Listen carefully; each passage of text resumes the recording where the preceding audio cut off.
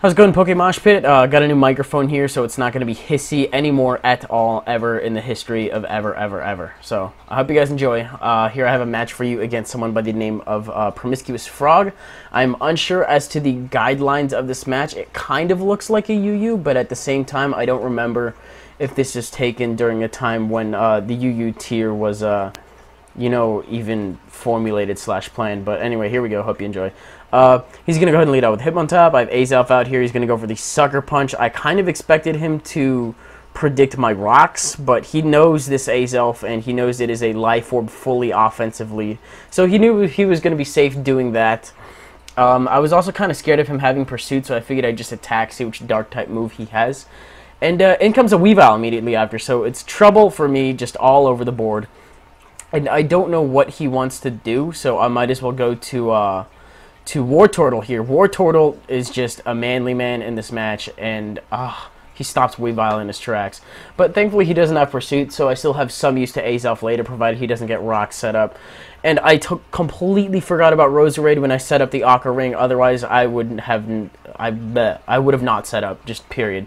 So I go for the Protect, kind of expecting him to go for a Sleep Powder or a Leech Seed or just hazards in general, and he sets up the sub. Now, seeing that sub, I'm thinking something on my team is probably going to end up having to die just to get the sub gone.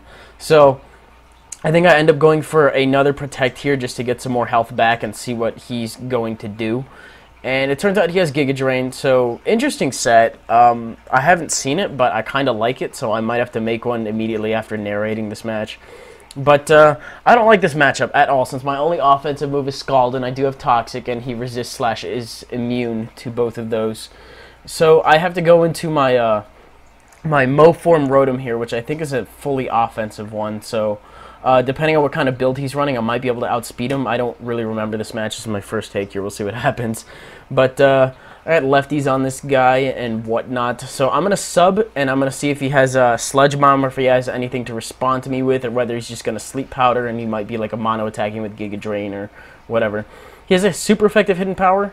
Not sure what it is. I would definitely assume Fire just because of Ferrothorn and Scizor and whatnot running around. Just all that stuff that just, you know, is weak to fire and whatnot. But I am faster, so I am going to be able to break the sub, but in turn that means he's going to be able to KO me with his own hidden power, which is, I knew that was coming. I had to, you know, I had to judge which thing could come in, break the sub and hopefully not die, and I didn't really have anything on my team that would want to do that / I didn't think I wouldn't have later use for it if you're looking at the rest of my team preview at the moment.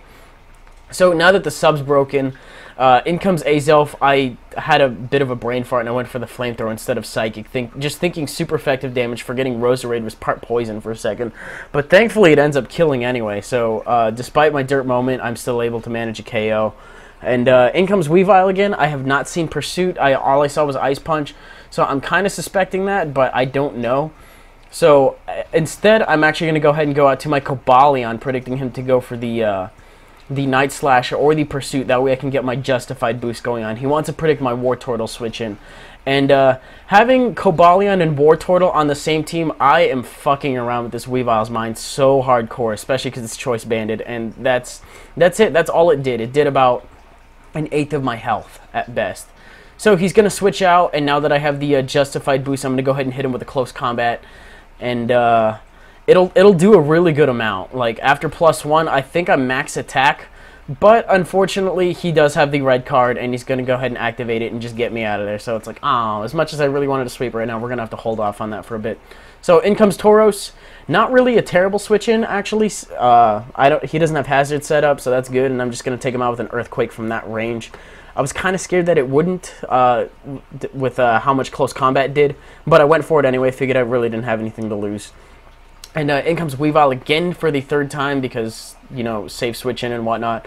So I go to Wartortle. I don't want to take a break just in case that's what he decides going for, so I figure I might as well let him hit me neutral. Does about 1/3, a little more than I thought it would do, but remembering that it's Choice Banded, I guess I'm okay with that amount of damage. So in comes Swampert, and I'm just going to go for the Scald, try to burn something, just in case he wants to stay in and keep breaking me. I don't know. But thankfully I don't get the burn, because seeing a Swampert, I'm definitely going to want this thing Toxic over anything else. So I do run that, and I'm going to go for that right now as he goes for his Rocks. I think this next portion of the match might be a little bit stally. I don't know if that's the case. If I didn't speed it up, then I'm kind of an idiot. But if I left it, then, you know, this stall really doesn't last that long at all. So I think I end up just going for the protect, see what he wants to do. And I think he ends up going for the roar, you know, just to try to get me out of there. But, yeah, I guess this really isn't a good matchup. He really doesn't want to hit me with an Earthquake. He'd rather just scramble to something else and get passive damage going with rocks. Don't really understand the logic for the roar there. I mean, he saw that I have Protect now, so he went for it again instead of just, I don't know, whatever. Anyways, he roars in my Kajondo now, and this is actually going to work out way better for me because I'm actually able to fake him out.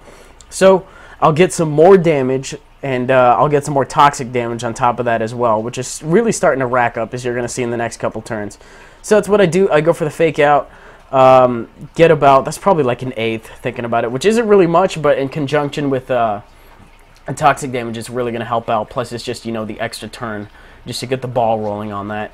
So now that we have this passive damage going, I'm going to go for the high jump kick. Thankfully, don't miss. I have a very long-term history of missing those in the most inopportune moments. And I end up getting a crit on it, which is useless, but hey, you know, at least I got my hit, at least I got my game on. Anyways, Weave Out comes in for the 4th time. You know, had Stealth Rocks been up on my behalf, I would have been dead by now. But I'm going to switch out, go to Azelf, who I thought at that point would have died from the rock switch-in, but actually ends up living with 5, so kind of works as a switch fodder any way you slice it. So he goes for the Ice Punch, knowing that I'm able to come in with War Turtle, resist that. And, yeah, he's not going to want to stay in here much longer. Just Weavile's gone yet again. I'll see his face at the end of the match. And he goes into, I believe, which is second to last, which is his, what is this thing called? Embor? Seems about right. I don't remember. I don't remember English names too well. But I set up the Aqua Ring on the switch, and I'm going to go for the Protect to get some health up. Also scout out what he wants to do if he has the Wild Charge. As I know these things sometimes carry things to Reckless and whatnot. He ends up just going for the Hammer Arm. And I'm thinking, you know, despite it being stab and having a ridiculously high attacking stat, I do have a Violite, max HP, max defense. I should be able to take it all right. And I do, you know. I took it a lot better than I thought. Plus with the Aqua Ring, I'll get some of that health back. And the Scald is doing a lot more than I thought. Do get it. I think this is yeah, that's a crit. I have no offensive investment, so that probably would have been like I'm thinking that would have been a 2-hit KO. So, well, no, duh, of course it would have, because double damage. Anyways, Weavile comes in, again, for the last time, so I'm going to Protect, see what he wants to lock himself in on. Thinking about it, Brick Break probably would have been the best move to lock himself in on. Since I think I still had Tauros left. He's just going to go for the Night Slash, you know, take me out. And I do have a Cobalion still lying in the wing, so I do have that ×4 resistance to it, so even with a crit, he will not be able to kill me no matter how hard he tries.